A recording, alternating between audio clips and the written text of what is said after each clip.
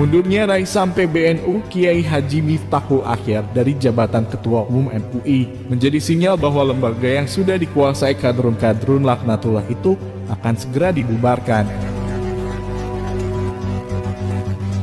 Nah, seperti kita tahu MUI sekarang ini kan ya sedang mengalami berbagai macam hal. Yang paling kita baca di media massa ini adalah kasus-kasus beberapa orang di dalam kalangan pimpinan MUI pusat ini kan ada yang sampai diperiksa atau ditahan. Densus ya? Densus 88, oke, ya. Kehadiran Bapak Kiai Miftahul Akhyar di MUI memimpin kita ini sebuah tuntutan ya. Dan kalau bagi kita yang berada sendiri, bagi kita sebuah keinginan saya. Apakah benar Anwar Abbas benar-benar gitu loh menginginkan untuk Kiai Haji Miftahul Akhyar memimpin di MUI, atau memang ada tujuan dan niat yang lain? Secara kalau misal orang yang nomor 1 di PBNU itu mundur dari jabatan Ketua Umum MUI, maka secara politik MUI itu menjadi lemah, sangat lemah.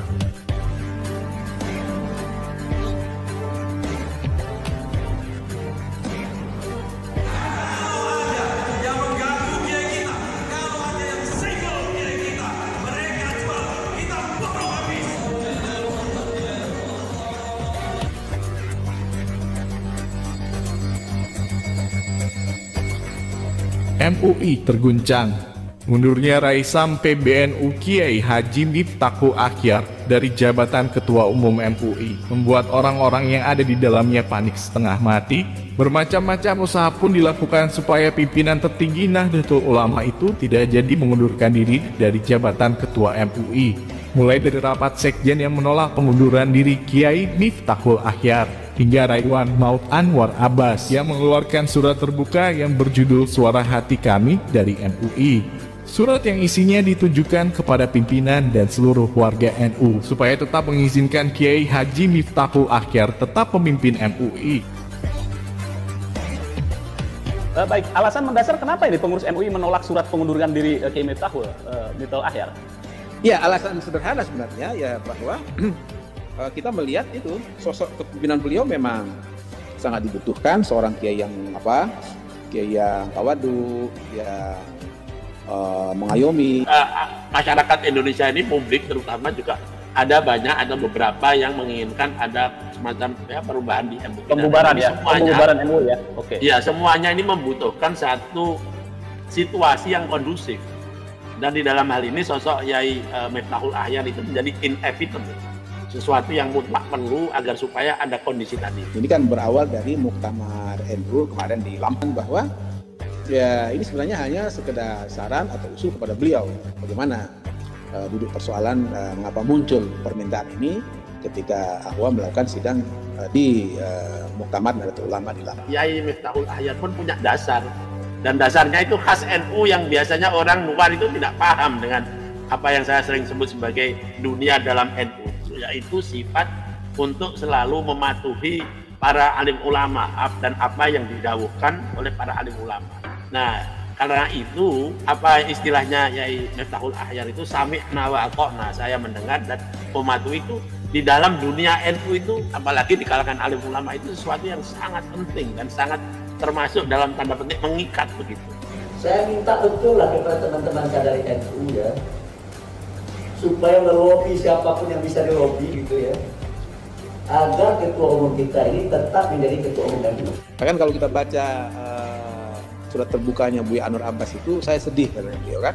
Waduh, luar biasa. Iya, jadi kalau sudah bicara sedih itu kan artinya apa itu? Itu kan sudah bicara perasaan tuh kan. Jika dibaca menggunakan perasaan, memang begitu menyentuh hati. Namun bagi orang yang membacanya menggunakan akal yang waras, surat terbuka tersebut hanyalah sebuah lip sync yang dibuat supaya MUI tetap bisa menjadikan ulama NU sebagai maskot di MUI, namun tidak memiliki kuasa apapun sama sekali. Ya, hanya sebuah lip sync. Karena meskipun Ketua Umum MUI seorang Raisam PBNU dan di dalamnya juga terdapat beberapa ulama-ulama NU, namun pada kenyataannya fatwa ataupun statement yang dikeluarkan MUI selalu jauh dari pemikiran ulama-ulama moderat NU. Fatwa ataupun statement yang dikeluarkan MUI selama ini selalu mempresentasikan suara kadrun-kadrun laknatullah yang ada di dalamnya. Maka sangat wajar jika masyarakat kemudian menganggap bahwa MUI memang telah dikuasai kadrun-kadrun itu. Kita tahu dua organisasi haram mereka yaitu HTI dan FPI telah dibubarkan oleh pemerintah. Oleh karena mereka tidak punya tempat lagi, maka berlindunglah mereka para kadrun seperti itu di bawah naungan Majelis Ulama Indonesia. Bukan hanya berlindung, mereka kini telah berhasil menguasai MUI dan memegang kendali atas lembaga tersebut.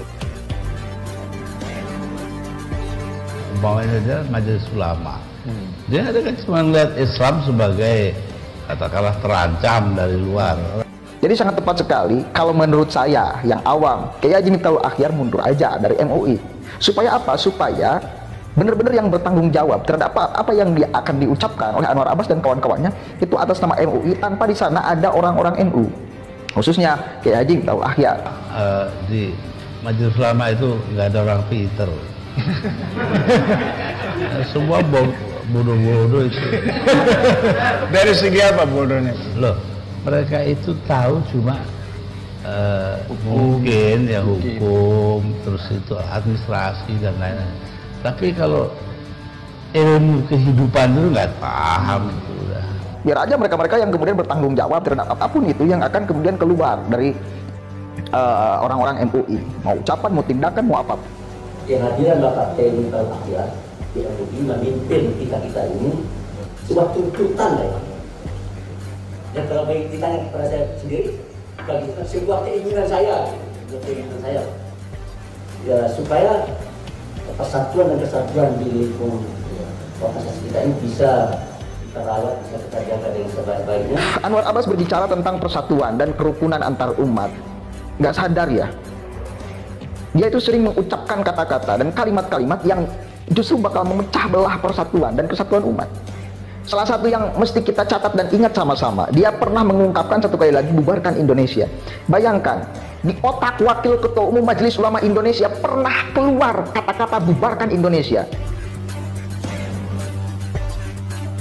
Dan disitulah kelicikan kadrun-kadrun laknatullah itu.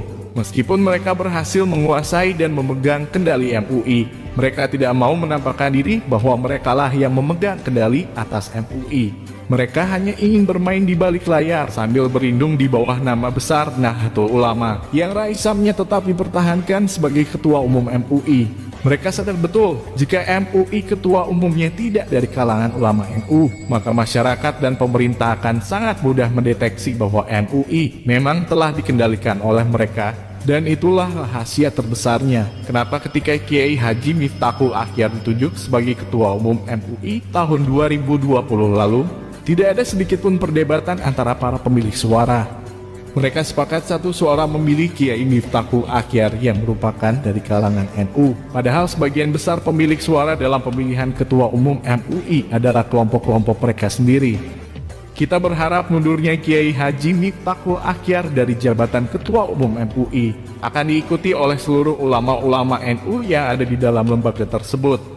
Karena yang namanya Raisam PBNU adalah pimpinan tertingginya ulama-ulama NU yang telah ditunjuk berdasarkan kesepakatan para alim ulama. Sehingga ketika pimpinan tertingginya mengambil sebuah keputusan, maka yang di bawahnya harus samina wa atona. Mundurnya seluruh ulama NU dari MUI ini sangat penting karena kenyataannya ulama NU di tubuh MUI ini hanya menjadi simbol yang tidak begitu berpengaruh untuk menentukan sebuah keputusan. Dan dengan mundurnya semua ulama NU dari Majelis Ulama Indonesia ini, maka pemerintah juga tidak akan segan lagi untuk membubarkan lembaga yang telah dikuasai kaum radikalis dan intoleran itu.